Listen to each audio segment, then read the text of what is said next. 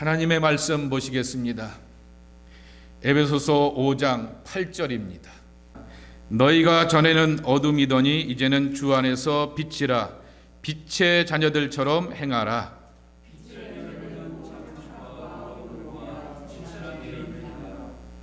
주를 기쁘시게 할 것이 무엇인가 시험하여 보라.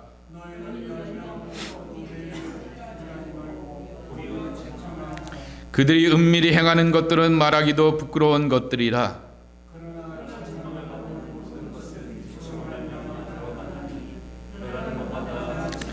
함께 읽겠습니다. 그러므로 이르시기를 잠자는 자여 깨어서 죽은 자들 가운데서 일어나라. 그리스도께서 너에게 비추시리니라 하셨느니라. 아멘. 오늘 저녁에도 금요 기도에 함께 하신 여러분들을 환영하고 축복합니다. 하나님께서 여러분들을 지켜주시고 큰 은혜로 함께 해주시길 축복합니다. 지난주 금요 예배보다 한 분이 더 오셨어요. 그래서 우리가 성경의 말씀이 기억나지 않습니까? 한 영혼이 온천하보다 귀하다라고 이렇게 말씀해 주셨는데, 그렇게 귀한 영혼이 오셔서 또 뒤에서 씩씩하게 아멘 아멘 해주시니까 또 얼마나 찬송 가운데서 또 기도 가운데서 힘이 되는 줄 모릅니다. 이 노렌스 형제의 하나님의 임재 연습이라고 하는 교재를 함께 보게 되는데, 지난주에도 설명을 드리게 되었듯이 이 책이 300년 전의 책입니다. 옛사람의 이렇게 말투구이고요, 그리고 영어권이 아니라 불어권의 사람의, 프랑스 사람의 말투이기도 합니다. 언젠가도 한번 말씀을 드렸듯이 감리교의 창시했던 요한 웨슬레가 그도 같은 시대 아니겠습니까? 설교를 하게 되었을 때는 제발 플레인 어카운트 그렇게 말하면서 쉬운 말로 설명해 라고 말하였습니다. 그런데 요한 웨슬레의 설교집과 일기를 보게 되면은 정말 어려워서 보통의 목사들이 미쳐갑니다. 교부들을 막 등장시키게 되는데, 우리가 알고 있는 몇몇 사람들의 교부가 아니라 막 이렇게 듣도 보지도 못하게 되었던 교부들을 막 인용하면서 설교를 하게 됩니다. 그러니까 배신감이 엄청 들죠. 아니, 쉽게 설교하라고 하시더니 본인은 이 설교가 그렇게 어려운지 모르겠다라고 하는데, 그게 그 시대의 문화이고 지금의 문화라고 하는 것이죠. 제가 저를 기도하시게 되었던 지도 교수님이 스위스 바젤에서 교회를 가게 되었는데, 평신도들이 성경 공부를 한다고 합니다. 1970년대 후반 80년대인데, 그래서 가서 함께 참석을 하게 되었는데, 평신도들이 이렇게 나누는 이야기 가운데 보게 되면은 그 표현들이 굉장히 어렵고 유명한 신학자들을 이렇게 동원하더라라고 하는 것입니다. 무슨 말씀을 하냐고 하면은, 우리가 신앙생활을 하게 되었을 때 많이 영향을 받게 되었던 것은 북미입니다. 미국과 캐나다에 있는 그러한 설교자들과 예배의 모든 것들은 터치, 마음의 터치이고, 그리고 감정의 그러한 예민한 부분들을 그렇게 건들면서 그 안에서 힘을 얻게 하게 되는데, 유럽 쪽에 있는 그러한 쪽에서 이렇게 훈련받게 되었던 분들의 이야기는 굉장히 이론적이고 또한 이렇게 쭉 부연 설명이 길게 되어 있는 그러한 일들이 있습니다. 그래서 보통의 사람들이 보게 되면은 자기 일기인데도 불구하고 그렇게 거창하고 어렵게 써놓기도 하였다라고 하는 것입니다. 그러니까 노렌스 형제의 하나님의 임재 연습을 보아도 두란노에서는 평신도들이 좀 보기 쉽게 막 자르기도 하고 의역도 하면서 쉽게 써놓게 되었지만은, 완역판 원문의 일기를 보게 되면은 굉장히 어렵습니다.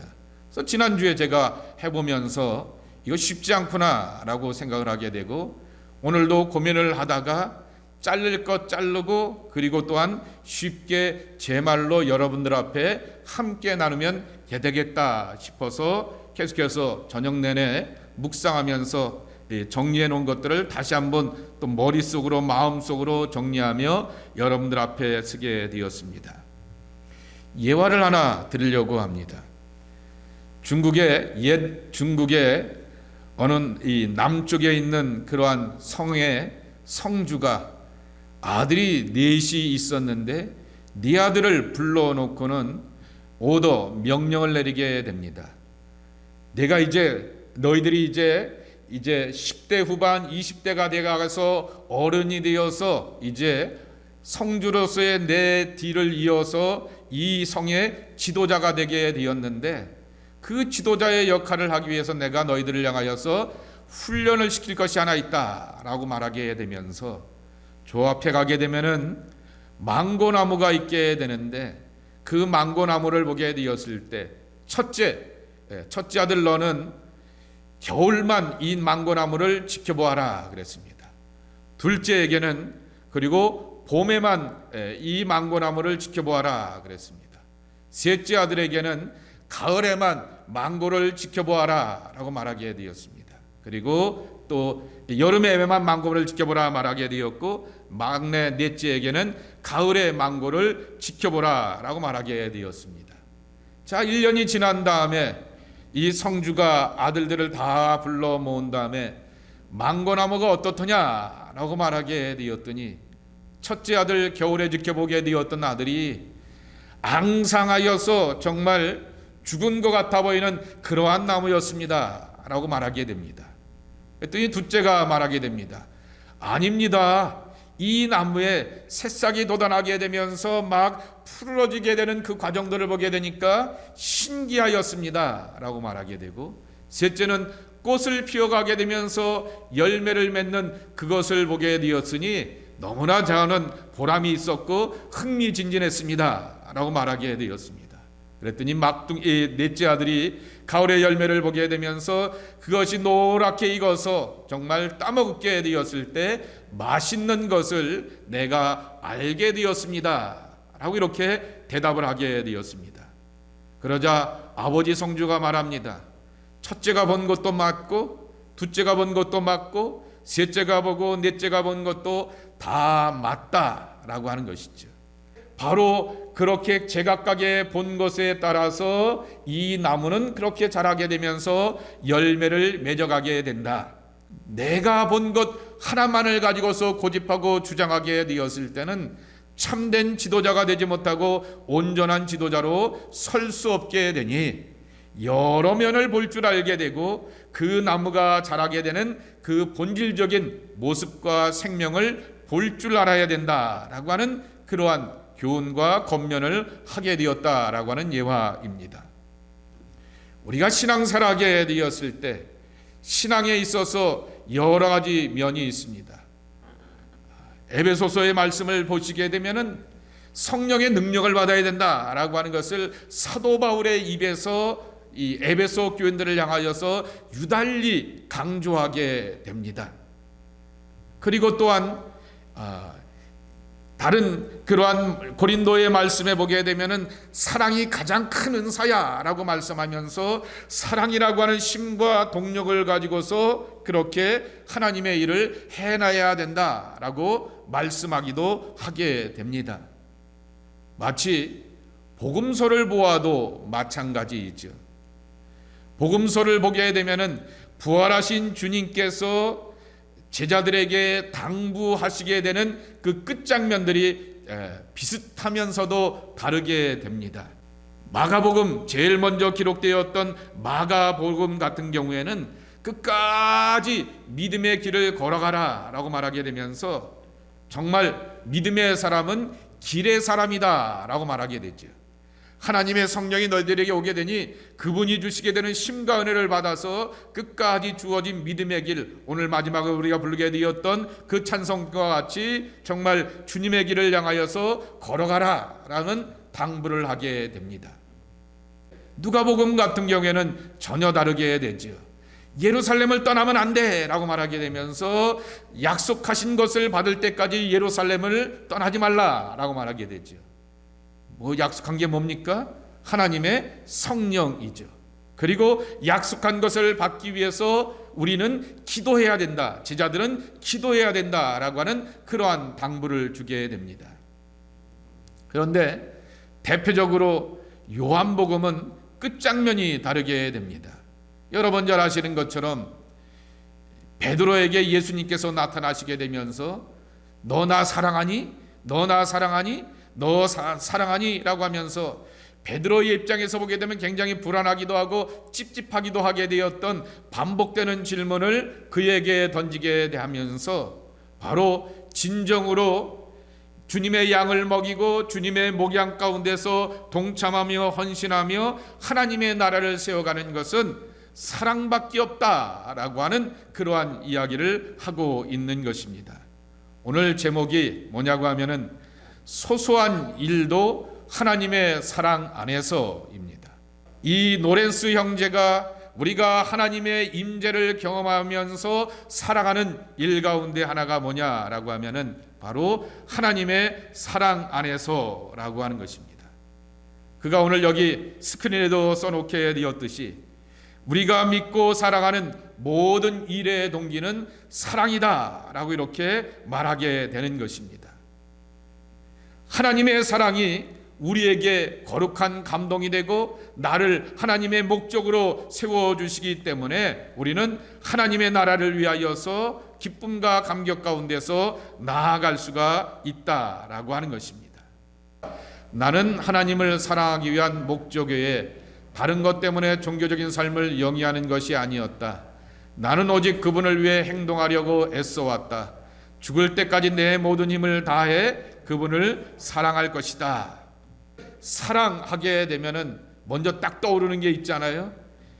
에베소에서도 말씀하고 있고 특별히 고린도 교회에서 말씀하고 있는 것처럼 교회 안에 뭐가 있어요? 그룹핑, 파벌들이 있어요. 세력들이 있어요.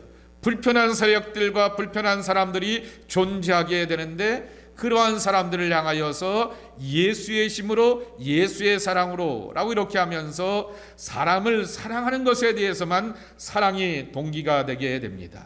이기고 극복하는 것은 사랑밖에 없다라고 하는 것으로만 사람을 이겨내고 사람을 극복해내고 같은 믿음의 공동체 안에 또는 삶의 대적들과 원수들을 사랑으로 이기라라고 하는 것으로만 한계를 저놓게 됩니다. 노렌스 형제가 우리의 삶의 소소한 것들 그랬습니다. 크고 작은 하나에서부터 10가지의 모든 일들이 뭐가 동기가 되어서 감당하냐라고 하면은 사랑이 동기가 되고 사역이 되는 삶을 우리가 살아가야 한다라고 하는 것입니다. 사랑이 모티베이션이 되어서 또한 모든 일들을 행한다라고 하는 것입니다. 이 옆집에 우리 한국 아줌마가 계시지 않습니까? 아까 낮에 이렇게 교회를 오게 되니까 교회에다가 주차를 해놓고는 익스큐즈를 구하게 됩니다.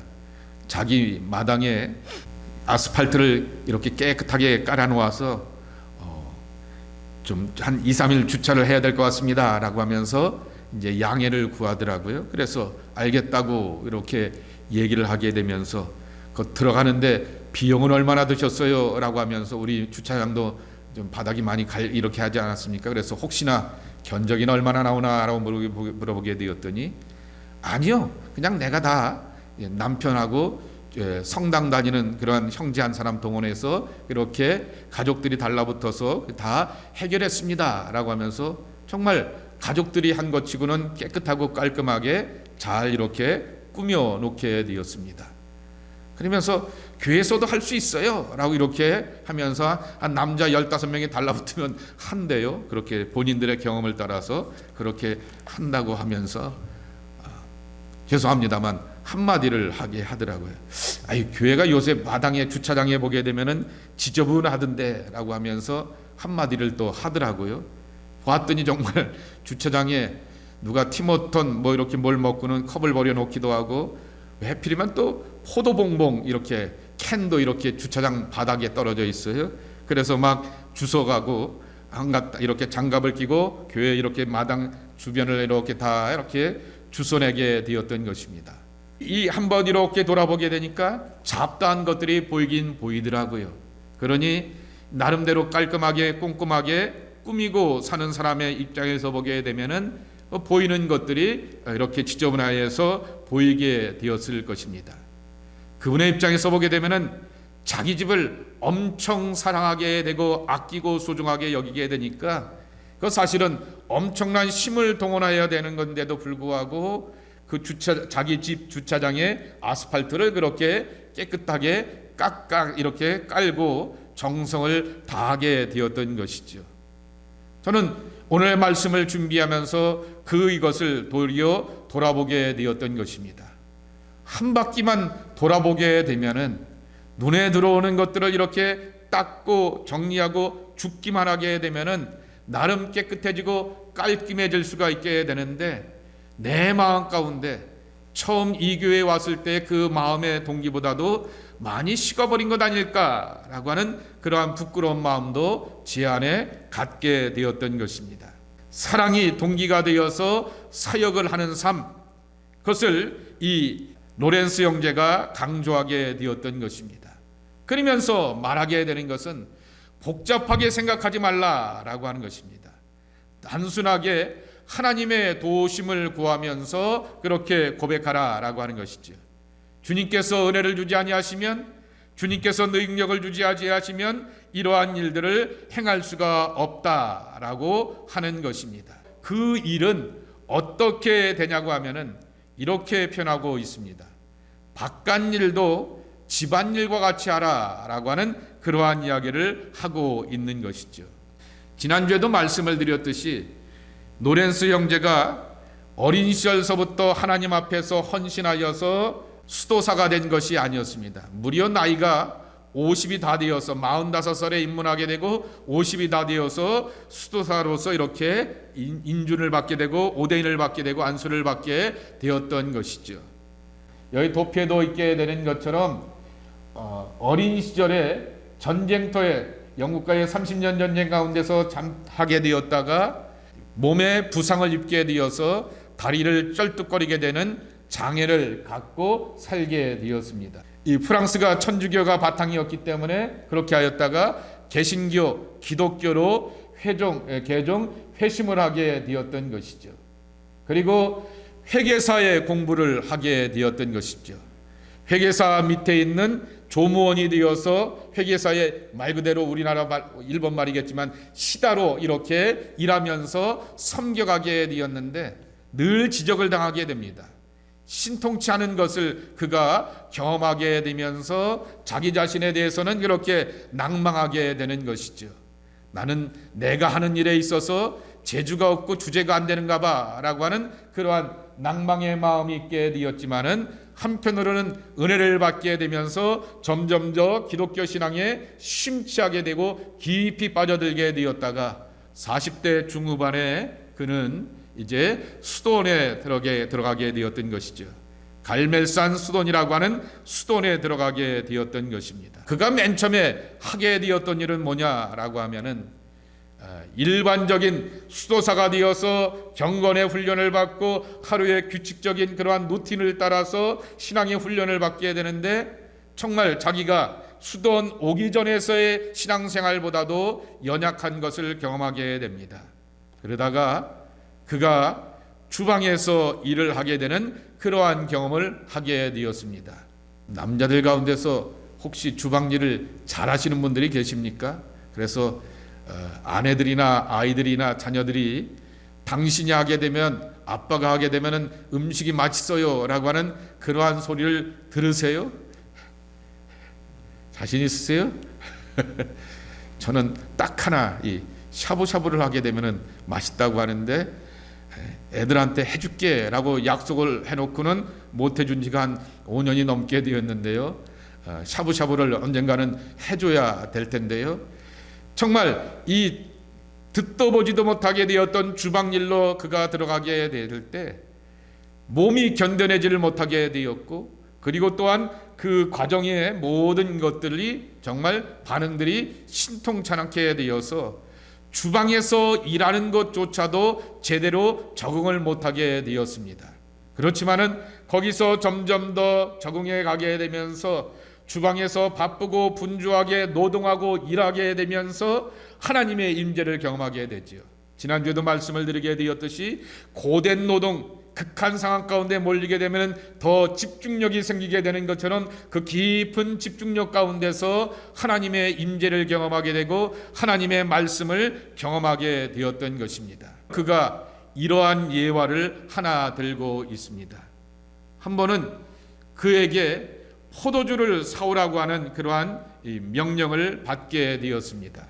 그런데 어느 지방에 가서 그 맛있는 포도주를 통으로 배럴로 이렇게 사오라고 하는 그러한 명령을 받게 되었는데, 그 포도와 관련돼서, 포도원과 관련되어서 포도주를 파는 그 와이너리와 관련돼서 아는 사람도 하나도 없게 되었습니다.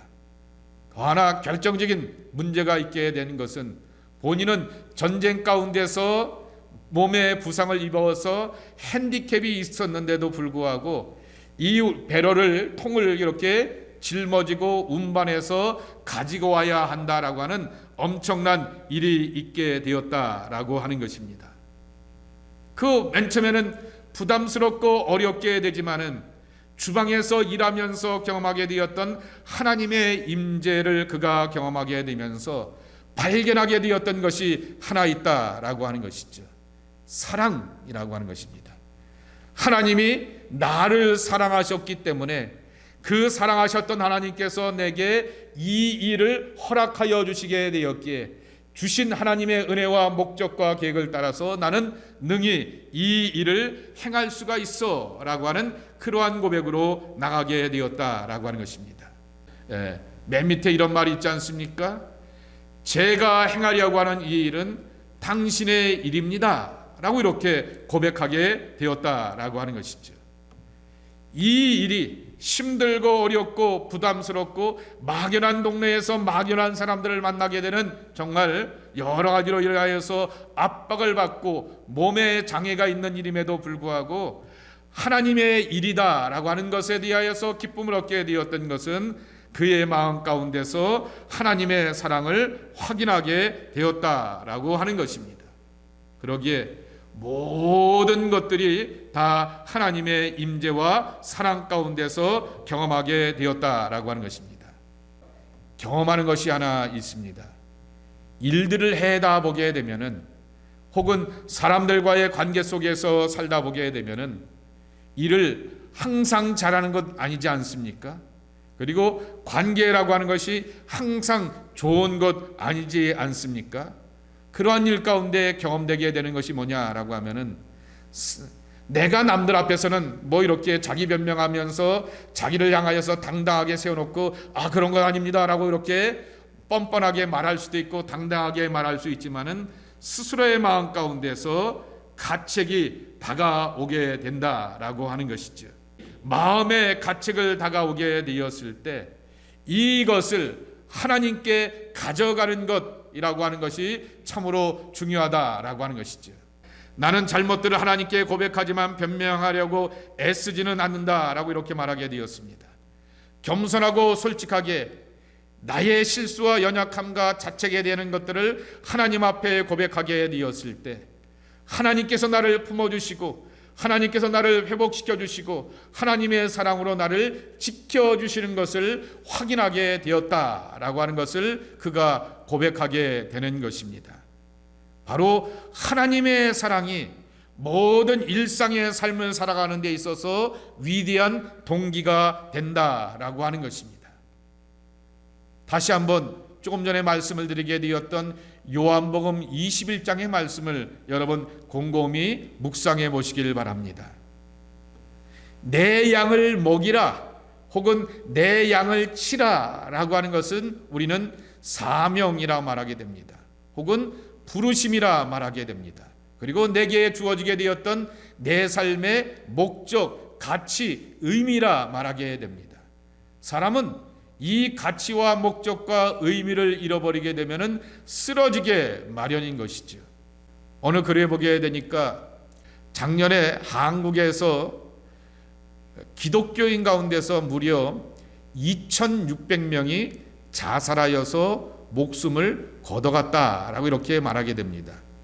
기독교 인구가 어마어마하게 많지만은 점점 줄어가는 그러한 상황 가운데서, 물론 작년에 팬데믹 가운데서 아마도 더 했을 겁니다. 왜냐고 하면은 경제적인 그러한 어려움들도 많고 사업의 가운데서 이렇게 문을 닫고 실패한 사람들이 많기 때문에 예년보다도 더 했을 텐데, 그래서 어느 이렇게 상담협회에서 발족하게 되면서 이렇게 다독거리고 위로하려고 하는 그러한 기독교 단체를 만들게 되면서 작년에 이렇게 통계를 조사해 보게 되고 기록들을 확인해 보게 되었더니 기독교인들 가운데서 무려 2,600명이라고 하는 것이죠.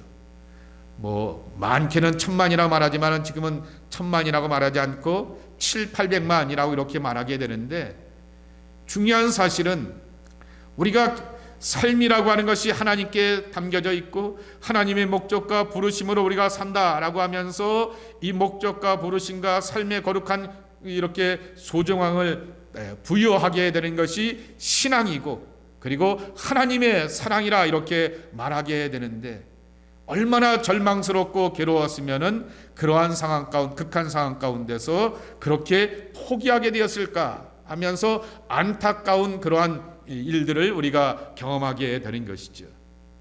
예수님 말씀하시기를 내 양을 먹이고 내 양을 치라 라고 하는 것은 우리에게 주어지게 되었던 목적, 의미, 가치, 삶의 이유들인 것입니다. 그 전에 예수님께서 베드로에게 물어보시게 되고 확인하게 되었던 것은 너 나 사랑하느냐 라고 하는 말씀을 계속해서 물어보시게 되었던 것입니다. 예수님을 아가페적으로 사랑하든지 예수님을 나의 선생으로서 동료애로서 사랑하든지, 중요한 것은 사랑이 바탕이 되고 사랑이 심이 되었을 때 그 사랑의 심과 은혜를 가지고서 우리는 삶의 문제들을 풀어가게 된다라고 하는 것입니다. 노렌스 형제가 그가 결론적으로 말씀을 드린다고 하면은 그의 사역 가운데서 모든 일을 감당할 수 있게 되었던 것은 하나님의 사랑을 확인하게 되었던 것이고, 그리고 그 사랑을 경험하였기 때문에 자기의 삶 가운데서 늘 연약함을 경험하게 되고 부정적인 것들을 경험함에도 불구하고 능히 이겨내게 되는 그러한 사람이 되었다라고 하는 것이죠. 하나님의 임재를 경험하는 것은 거룩으로 경험할 수 있습니다. 하나님의 임재를 경험하게 되는 것은 능력으로 경험할 수도 있습니다. 하나님의 임재를 경험하는 것은 노렌스 형제가 고백하게 되었듯이 사랑으로 경험하게 되어서 나를 굳건하게 세워주고 우뚝 세워주시는 생명과 힘으로 함께 누려가게 되는 것입니다. 사도 바울이 로마서 8장에서 세상의 어떠한 환난과 기근과 위험과 칼 가운데서도 하나님의 사랑은 결코 끊을 수 없고 그 사랑을 바탕으로 능히 세상을 이기는 자가 된다라고 고백하게 되었다라고 하는 것이죠. 소소한 삶의 일상 가운데도 하나님의 사랑을 경험하면서 사랑의 심과 은혜를 가지고서 삶의 이유와 가치와 목적을 발견하는 하나님의 사람들이 저와 여러분이 되어야 하겠습니다. 이와 같은 모습으로서 굳건하게 서 있는 주님의 사람들 되기를 예수님의 이름으로 간절히 축복합니다. 우리 함께 오늘의 말씀을 기억하면서 기도하는 시간을 갖도록 하겠습니다. 망고나무가 겨울에 말라 비틀어진 것을 보기도 하고 봄에 소생함을 보기도 하고 가을에 열매의 풍성함을 경험하기도 하는 그러한 인생의 사계를 보게 되었을 때 살아있는 것의 그 힘은 생명 주신 하나님께서 그에게 생명의 힘으로 함께 하였기 때문일 것입니다. 우리에게도 정말 삶을 바라보게 되면서 어떤 사람은 겨울로 삶을 바라보고 나를 바라보고 가정의 미래를 바라보고 혹은 자식의 미래를 볼 수도 있을 것입니다. 봄으로 바라볼 수도 있고 여름으로 바라볼 수도 있고 가을로 바라볼 수도 있을 것입니다. 그러나 하나님이 생명 주시게 되었을 때 그 나무가 자라게 되듯이 주님, 우리의 삶 가운데 생명 주시게 되었던 하나님의 사랑을 놓치지 않는 믿음의 눈을 갖게 하여 주옵소서. 예수님께서 베드로에게 사랑의 힘을 가지고서 사명과 부르심과 거룩한 목적을 감당하도록 세워주셨듯이 주님, 우리도 그렇게 하나님의 사랑을 붙들고 의지하면서 나아가는 생명의 사람들이 되게 하여 주옵소서.